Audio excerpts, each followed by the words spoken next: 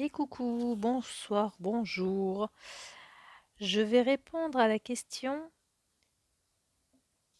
Alors, il m'a dit, j'ai presque envie de te demander un autre tirage. Ça serait sur l'évolution de ma vie sentimentale. Et cette personne, que je remercie au passage, m'a posé une question. Que me réserve cette fin d'année 2024? Si je n'oublie pas, je mettrai le lien du premier tirage dans la description. Alors, le tirage est fait. J'ai trié toutes mes cartes. Je vais les lire maintenant. Et je ne sais pas pourquoi, j'ai eu envie d'un coup d'ouvrir un livre au hasard et de vous en lire un passage. Et c'est le livre que j'avais lundi, Conversation avec Dieu de Neil Donald Walsh. Et juste avant de lire une page, pour les personnes qui me découvrent, je suis une amatrice en tarologie et pour apprendre le tarot, j'ai besoin que l'on me pose des questions de manière à pouvoir m'exercer. Je le fais gratuitement et je te demande juste au passage de m'envoyer un mail avec ton retour. Voilà. Donc, Neil Donald Walsh, Conversation avec Dieu 2, un dialogue hors du commun. C'est la version j'ai lu en poche et je suis à la page 218. Deuxièmement, si tu choisis de faire l'expérience de toi-même en tant que secours, aide, amour, compassion et bienveillance, alors vois comment tu peux le mieux être ces choses. Et remarque que ta capacité d'être ces choses n'a rien à voir avec ce que d'autres sont ou font. Parfois, la meilleure façon d'aimer quelqu'un et la plus grande aide que tu puisses lui donner, c'est de le laisser seul ou de lui donner le pouvoir de céder. C'est comme un festin, un buffet, et tu peux lui donner une grosse portion de lui-même. Rappelle-toi que le plus grand service que tu puisses rendre à quelqu'un, c'est de le réveiller, de lui rappeler qui il est vraiment. Il y a bien des façons de le faire. Parfois avec un petit peu d'aide, une poussée, un petit coup, et parfois avec une décision de le laisser suivre son cours, son chemin, sa voie, sans aucune interférence ni intervention de ta part. Entre parenthèses, tous les parents sont au courant de ce choix et se tourmentent tous les jours à ce propos. Fin de la parenthèse. Ce que tu as l'occasion de faire pour les moins fortunés, c'est de les rappeler, c'est-à-dire de faire en sorte qu'ils soient d'un esprit nouveau à propos d'eux-mêmes. Et toi aussi, tu dois avoir un esprit nouveau à leur égard, car si tu les considères comme des infortunés, c'est ainsi qu'ils se verront. Le grand cadeau de Jésus était qu'il voyait chacun comme celui qu'il était vraiment. Il refusait d'accepter les apparences. Il refusait de croire ce que d'autres croyaient d'eux-mêmes. Il avait toujours une pensée plus élevée et il y invitait toujours les autres. Mais il respectait également l'espace où les autres choisissaient d'être. Il ne les obligeait pas à accepter son idée supérieure, il l'attendait tout simplement comme une invitation. Il avait affaire aussi à la compassion, et si d'autres choisissaient de se voir eux-mêmes comme des êtres ayant besoin d'assistance, il ne les rejetait pas à cause de leur mauvaise évaluation, mais leur permettait d'aimer leur réalité et les aider avec amour à courir leur chance. Car Jésus savait que, pour certains, la voie la plus rapide vers qui ils sont était la voie qui passait par qui ils ne sont pas. Il ne qualifiait pas cette voie d'imparfaite et ainsi ne la condamnait pas. Il voyait plutôt cela aussi comme étant parfait et ainsi encourageait chacun à être exactement qui il voulait être. Par conséquent, tous ceux qui demandaient de l'aide à Jésus en recevaient. Il ne refusait personne, mais il prenait toujours soin de voir ce que l'aide qu'il donnait soutenait le plein et l'honnête désir d'une personne. Si une personne recherchait l'illumination de façon authentique, exprimant honnêtement son ouverture à passer au niveau suivant, Jésus lui donnait la force, le courage, la sagesse de le faire. Il se donnait à juste titre en exemple et encourageait les gens, en premier lieu, à avoir foi en lui. Il disait qu'il ne les égarerait pas. Beaucoup mirent leur foi en lui et, à ce jour, il aide ceux qui invoquent son nom. car son âme s'est engagée à réveiller ceux qui cherchent à être pleinement éveillés et pleinement vivants en moi. Mais le Christ avait pitié de ceux qui ne le faisaient pas. Par conséquent, il rejetait toute attitude hautaine et, comme son Père au ciel, ne porta jamais aucun jugement. L'idée que Jésus se faisait de l'amour parfait était d'accorder exactement à toutes les personnes toute l'aide qu'elles demandaient, après leur avoir dit le genre d'aide qu'elles pouvaient obtenir. Il ne refusait jamais d'aider qui que ce soit, et surtout pas en pensant, comme on fait son lit, on se couche. Jésus savait que s'il accordait aux hommes l'aide qu'ils demandaient, plutôt que seulement celle que lui voulait leur offrir, il les habilitait dans le pouvoir qu'il était disposé à recevoir. C'est ainsi que font tous les grands maîtres, ceux qui ont parcouru votre planète dans le passé et ceux qui la parcourent maintenant. Voilà, donc c'était 2 pages et demie. Je ne sais pas pourquoi j'ai eu cette intuition, mais je suis sûre que ça servira à quelques personnes qui écouteront et merci de m'avoir écouté. Allez, je commence.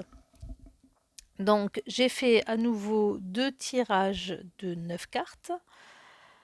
Donc, l'évolution de ma vie sentimentale. Alors, pour commencer, j'ai tiré une carte des archétypes qui te représentent au moment où tu me poses la question. Et j'ai tiré la carte du libérateur. Alors, je joue avec les cartes des archétypes de Caroline Myss. Part de lumière vous libère et libère les autres des vieilles croyances tenaces et des schémas de pensée négatifs. Part d'ombre impose sa propre tyrannie sur ceux qu'il prétend libérer.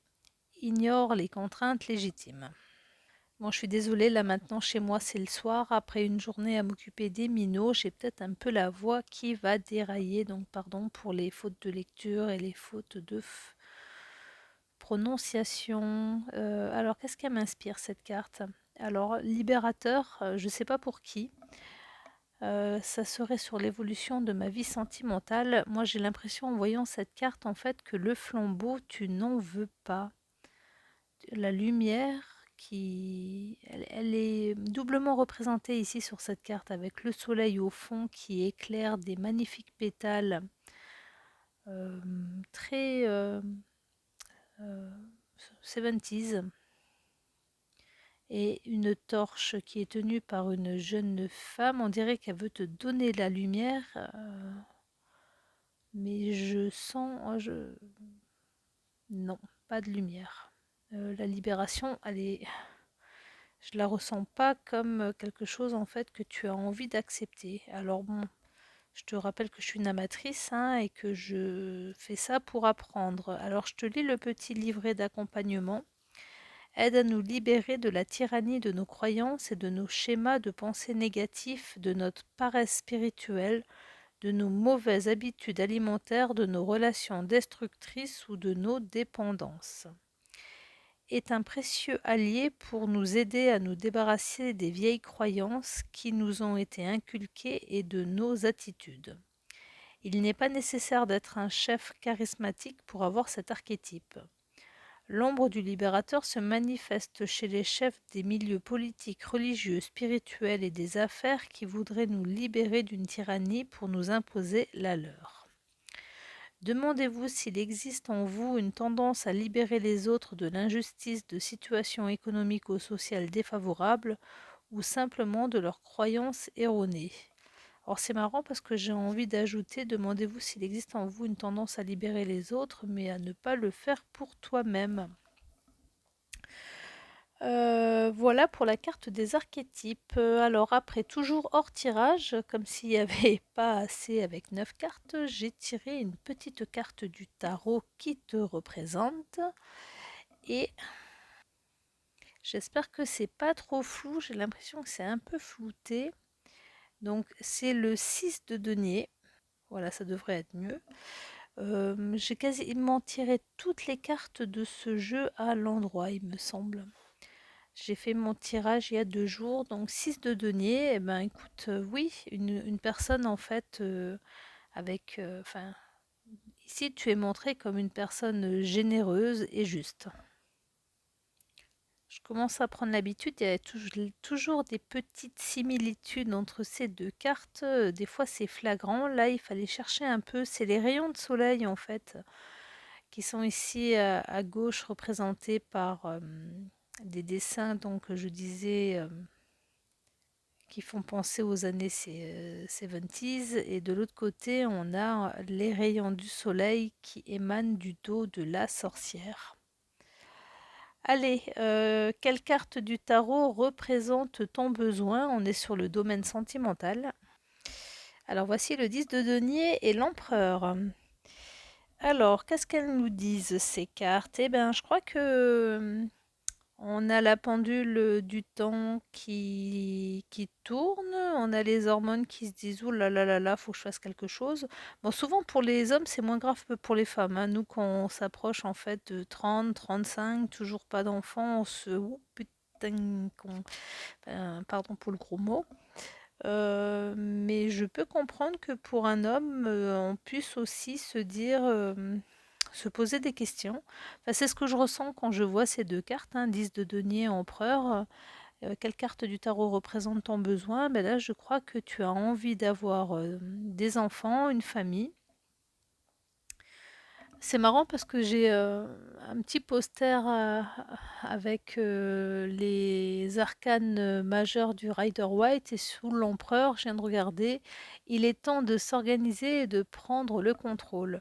Bah, c'est exactement ça, hein, être un bon guide, être un bon papa, un bon père de famille, en fait, un futur papy avec, les marmots, les couches, les bibes, la fatigue, les cernes,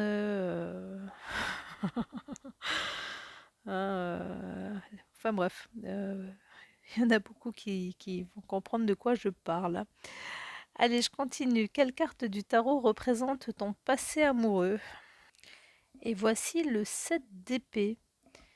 Alors, que m'inspire cette carte? Eh bien, écoute, moi j'ai l'impression qu'il y a quelqu'un qui t'a volé ton cœur et qui t'a fait extrêmement souffrir.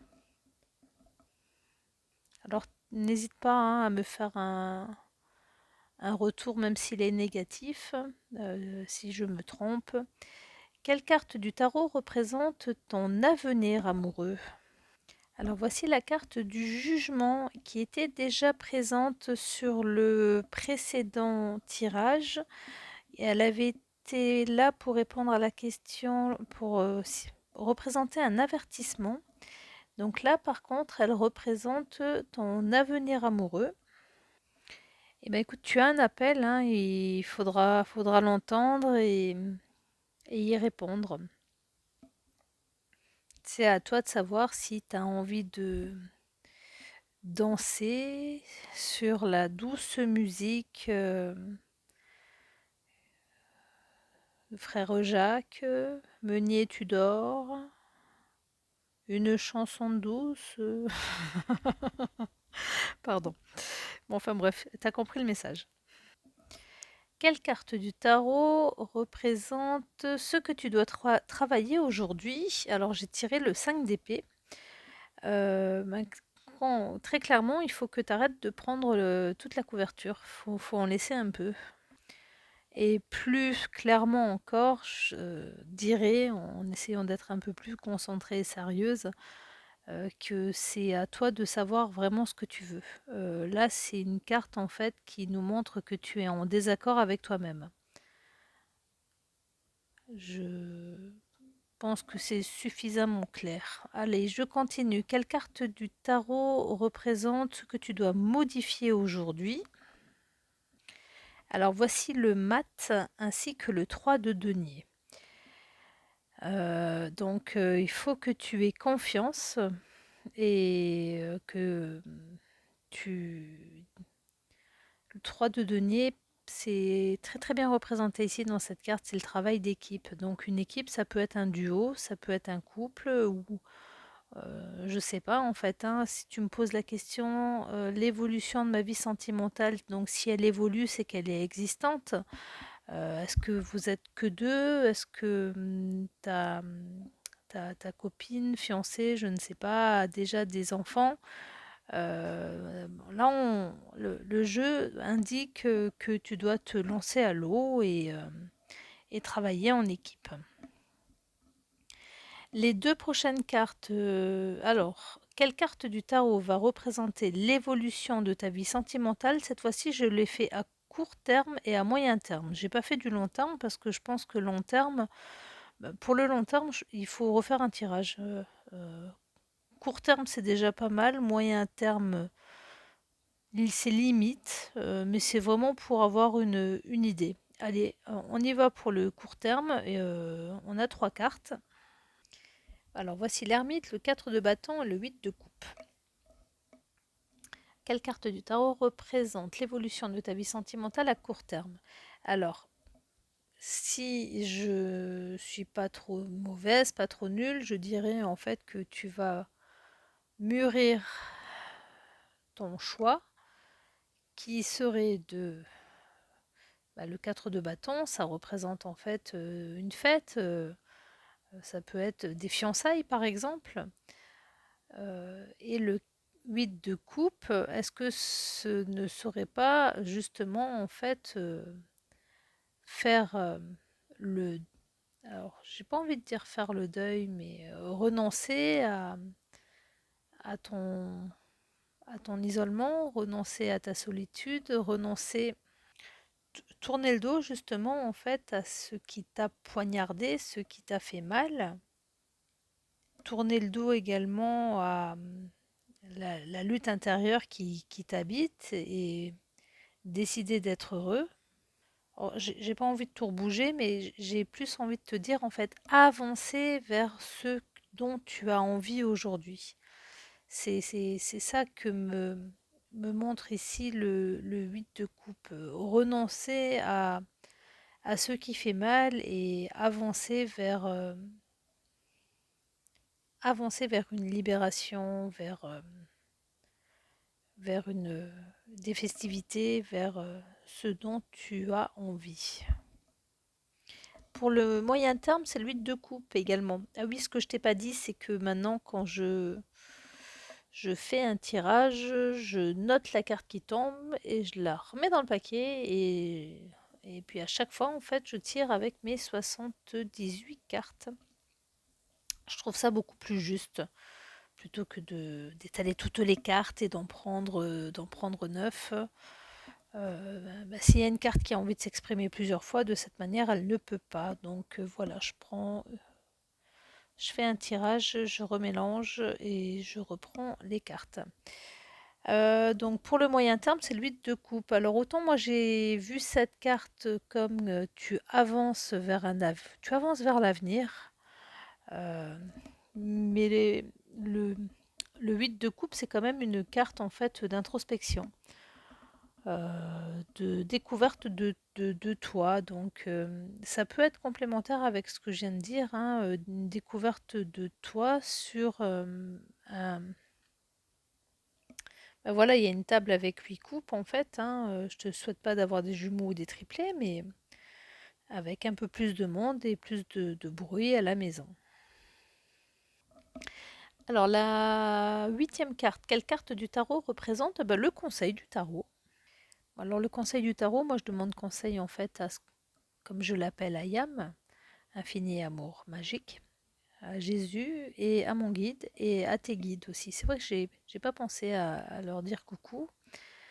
Le conseil, sacré conseil, hein, voici l'ermite, le diable et la tour. V'là, tiens, allez, alors, qu'est-ce que ça nous dit? Ça nous dit l'évolution de ma vie sentimentale. Il faut que tu continues, même si vous êtes à plusieurs, à garder du temps pour toi. Ça peut vouloir tout simplement dire de méditer plusieurs fois par jour, hein, méditer matin et soir, ou garder des temps je sais pas, peut-être d'aller faire du vélo tranquillement, en fait, une ou deux fois par semaine dans la forêt, mais ne pas tout chambouler. Et en même temps, le diable, il nous dit ici, en fait, Alors, je viens de vérifier, c'est pas le sens premier de la carte, mais ah, ça veut pas sortir. Ce que je n'arrive pas à dire et que je vais dire, c'est que là, ben, en gros, quelle carte du tarot représente le conseil du tarot? Ben, vis tes pulsions, hein, lâche-toi. Ouais, je vais pas développer plus, hein, même si j'ai mis que c'est pas pour les enfants, mais lâche-toi. Euh, et alors, la carte de la tour, qu'est-ce qu'elle vient nous dire cette tour? J'ai fait une formation tarot ce week-end, samedi, dimanche, et la carte qui m'a quand même le plus. Bon, c'était avec c'était pas avec mon tarot, hein, c'est bien entendu avec les arcanes du tarot de Marseille. Mais moi, je voyais la tour comme une carte, en fait, un peu comme pas une punition, mais un chamboulement, en fait, hein. Tu as l'éclair qui vient frapper la foudre, en fait. Tu vois les enfants qui sont projetés au sol. Donc, je voyais ça comme quelque chose d'extérieur. Et on était plusieurs, donc c'était assez intéressant de voir le point de vue de tout le monde et énormément de personnes en fait voyaient la tour comme non pas une explosion, mais une implosion en fait, comme une libération, quelque chose en fait qui avait besoin de sortir, fallait faire de la place, hein, donc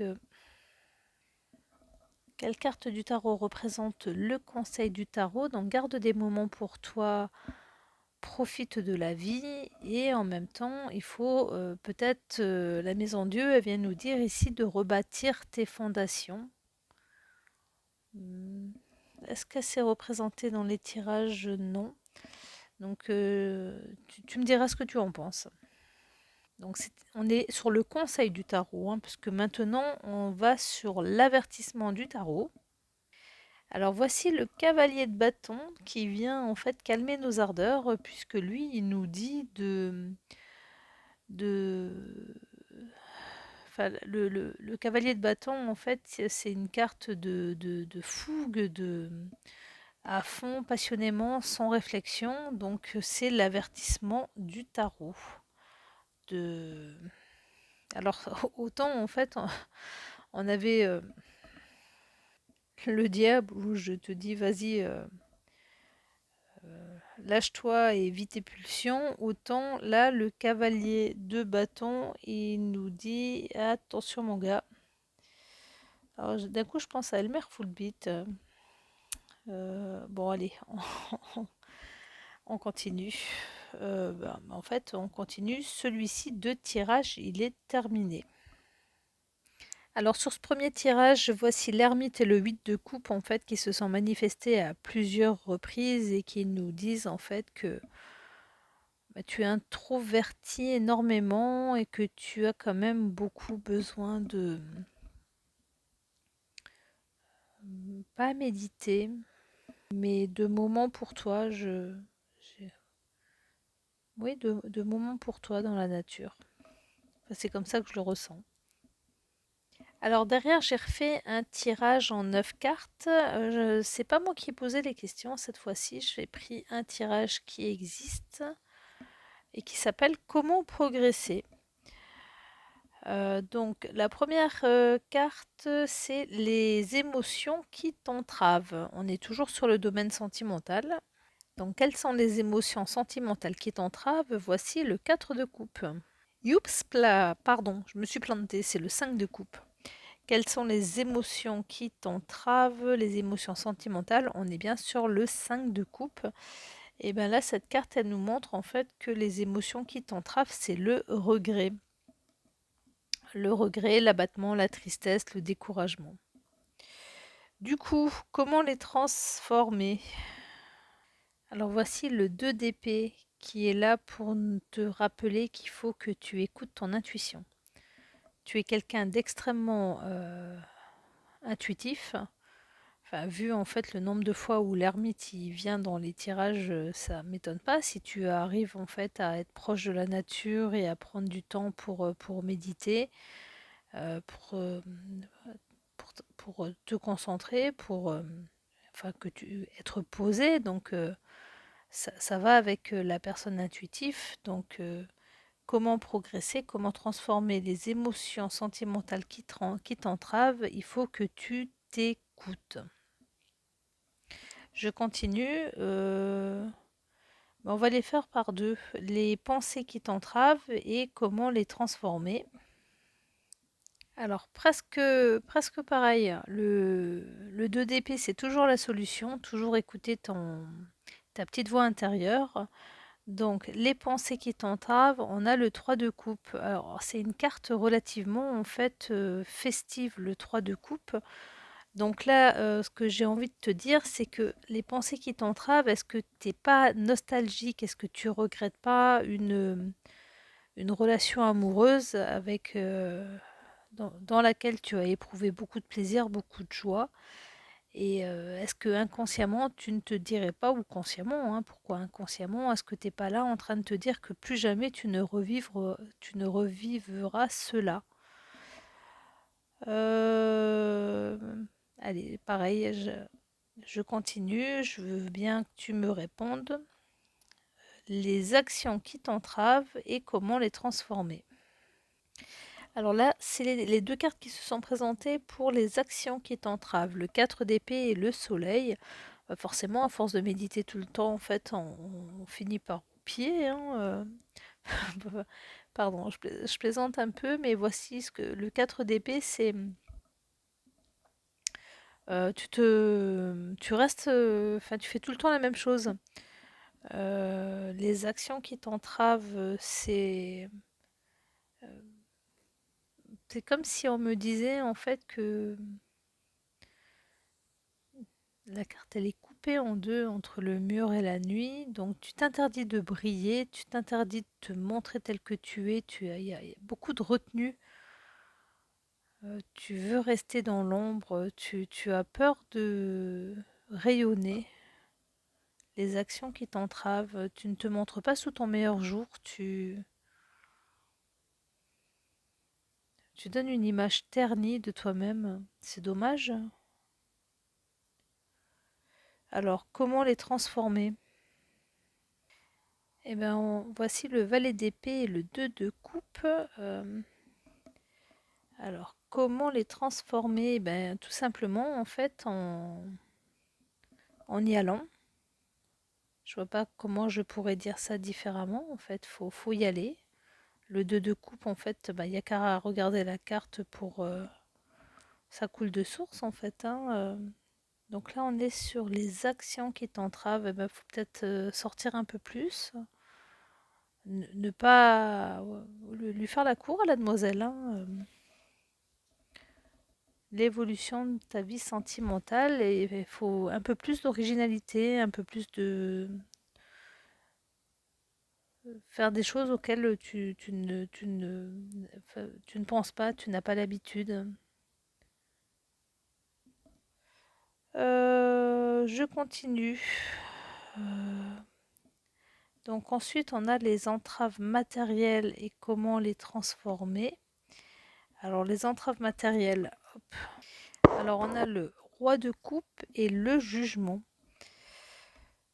Ce qui m'a frappé quand j'ai fait le tirage par rapport au roi de coupe, c'est qu'il est tout seul sur son île. Il y a du monde tout autour de lui, mais il se laisse pas approcher. Il est heureux, hein, mais il regarde tout de loin.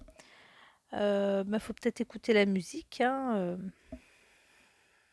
On a vu tout à l'heure avec la tour qu'il fallait reconstruire, mais il faut reconstruire ensemble et pas tout seul, perdu, perché sur ton île.